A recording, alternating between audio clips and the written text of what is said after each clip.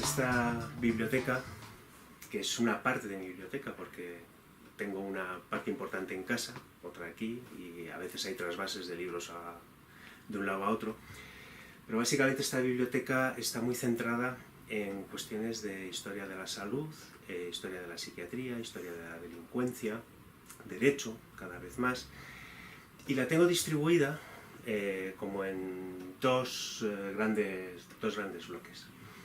Esta parte tiene una general de historia de la ciencia, en la parte de arriba y en esta otra estantería, y luego aquí una serie de obras generales, o muy concretas también, sobre cuestiones de salud pública, desde epidemias, enfermedades como el alcoholismo, la tuberculosis, reflexiones sobre la salud pública, etc., ¿no?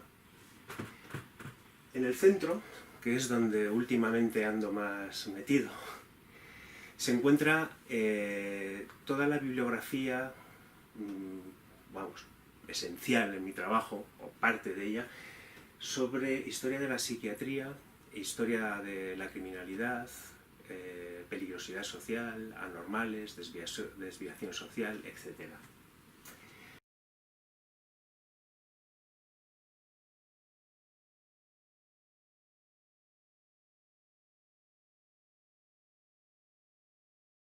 Y esta otra parte es un poquito más batiburrillo. Tengo revistas, ejemplares de revistas pues, en las que he participado, otras que estoy suscrito y me han estado enviando durante años. Y bueno, me evita ir a veces a la biblioteca a consultar algunas cosas, pero básicamente es la parte menos importante. De aquí yo destacaría una serie de libros, ¿no? Porque es verdad que una biblioteca se va construyendo con el tiempo, hay libros como muy importantes en un momento dado de tu vida que luego pasan a un cierto olvido, pero hay algunos que te marcan para siempre y te acompañan toda la vida. Libros con los que yo digo que discuto, ¿no? Que en un momento dado a lo mejor me han fascinado, los he vuelto a releer y digo, ya no me fascinan tanto, pero hay ideas que me parecen interesantísimas. También vas madurando como investigador, no es lo mismo cuando llegas con 25 años a hacer la tesis o 24, que cuando ya tienes pues 30 años más, en que tú ya tienes un bagaje importante y hay cosas que ya no las ves tan claras, pero esos libros siguen estando ahí, te sirven de instrumento para discutir, ¿no? Hay varios, uno de ellos que me marcó muchísimo al principio cuando era un pipiolo, es este libro de Fernando Álvarez Uría, Miserables y locos, Medicina mental y orden social en la España del siglo XIX. Lo tengo normalmente así porque está que se cae. Es una edición de Tusquets, libro de bolsillo, en una letra de estas pequeñísimas, que me recuerdan que yo era capaz de leerlos en gafas. Ahora me tengo que poner gafas. Y el libro lo tengo absolutamente triturado, ¿no? Pero es como una arqueología de las distintas lecturas que he ido haciendo a lo largo de los años. Este libro, junto con este de José Luis Peset, Ciencia y marginación, sobre negros, locos y criminales, que se publicó en el mismo año, en el año 1983, cayeron en mis manos a principios del 89, cuando yo entré a hacer mi tesis doctoral. Fueron de mis primeras lecturas para ubicarme, ¿no? Y me marcaron, yo creo que definitivamente. O sea, de una u otra manera me abrieron una línea de trabajo, no la única, pero una línea de trabajo importante en mi carrera. Este también lo tengo bastante leído, lleno de anotaciones. La edición es mejor, o sea que no se me ha descuajeringado, no me ha hecho falta forrarlo. Y cumplen 35 años los dos este año, desde que se editaron. Fundamentalmente, estos dos libros lo que me hicieron reflexionar en su momento fue en torno a qué es la salud pública, qué es la normalización de la población, qué ofrece la ciencia, sobre todo a partir del siglo XIX, cuando se produce la revolución industrial y digamos que hay un periodo de transformaciones muy importantes en la estructura económica, social, política, y graves problemas de orden público, muchas veces originados pues, por la miseria, la falta de trabajo, en fin, las condiciones duras de la revolución industrial, ¿qué respuestas da la ciencia? Y ahí me encontré una cosa que cuando uno estudia historia nadie le cuenta, porque la formación en historia, al menos en los años 80, era muy clásica, y me encontré con el enorme papel de la ciencia como gestora de los problemas sociales, proponiendo cómo manejar esos problemas, cómo manejar a la población y ofreciendo soluciones que no necesariamente eran bonitas, ¿no? Eran muchas veces soluciones que iban a favor de la exclusión social de las gentes o individuos o colectivos que se consideraban peligrosos para el orden social. Claro, esto me llevó inmediatamente a otros libros, porque todos van encadenados. Me llevó, a ver si lo encuentro, que estaba por aquí, a las obras de Michel Foucault, que en el fondo, de alguna manera, inspiran a estos otros libros. El de la historia de la locura, en la época clásica, que es un libro publicado aquí en 2 volúmenes, es del año 61 la edición, y es un libro que marcó una nueva forma de entender la locura. No obstante, varios años después se publicó un curso de Michel Foucault en el Collège de France, El poder psiquiátrico. Es un curso que dio en el año, me parece recordar, 73, 74, en el que retomaba cuestiones que él planteaba aquí, pero revisándolas. Y si he de decir la verdad, en este momento me resulta mucho más útil este curso que su obra clásica, que creo que en algunas cuestiones, bueno, pues ha quedado un poco superada. Sin embargo, aquí, 15 años después, introduce elementos que me parece que tienen mucha más vigencia.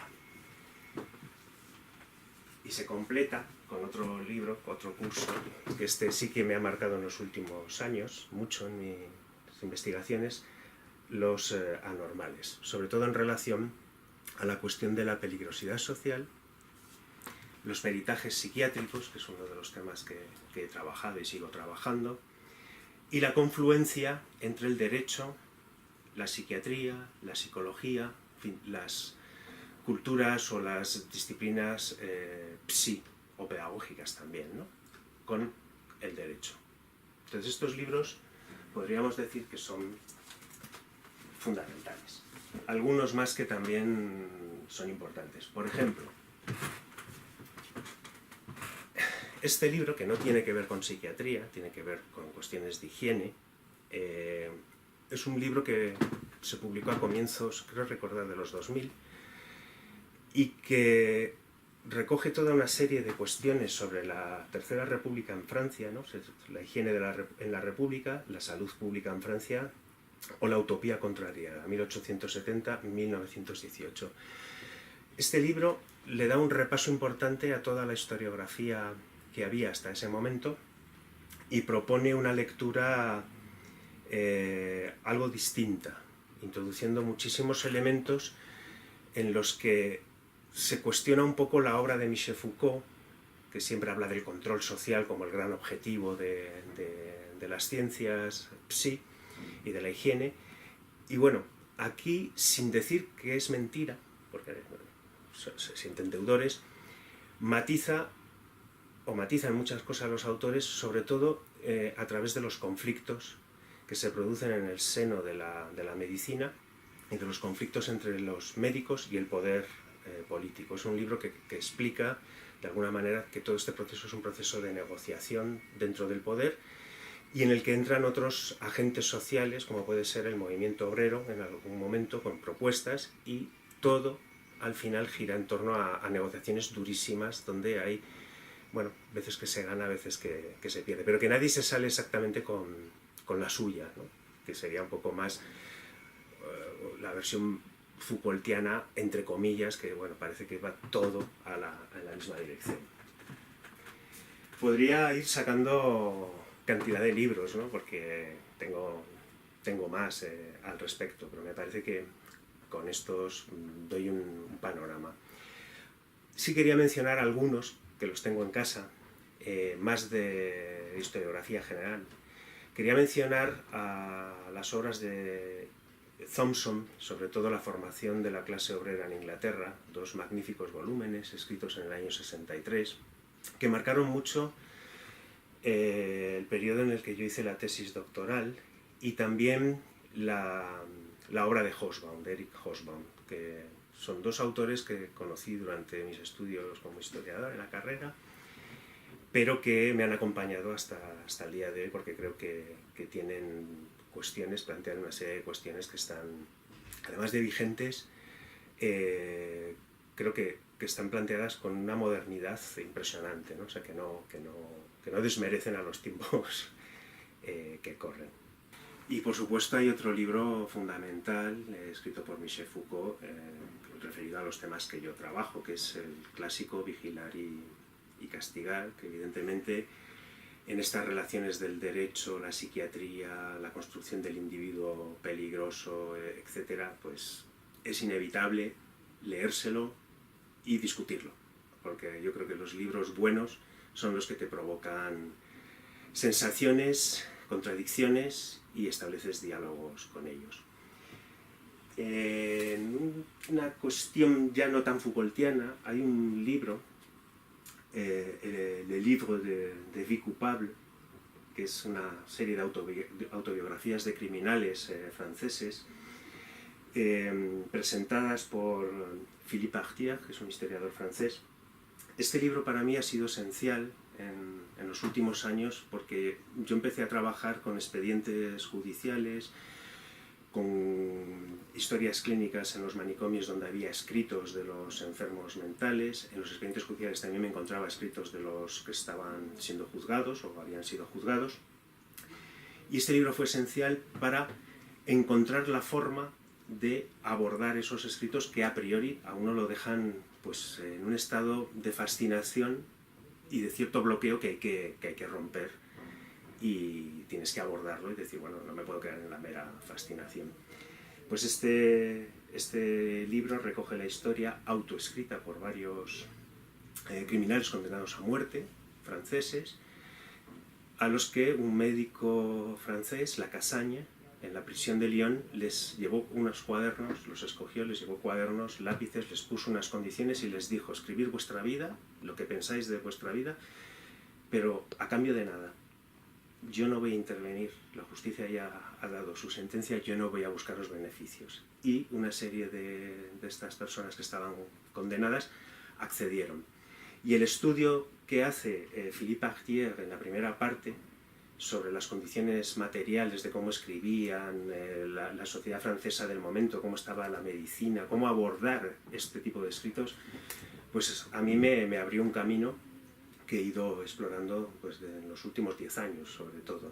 Y con este libro sí que termino.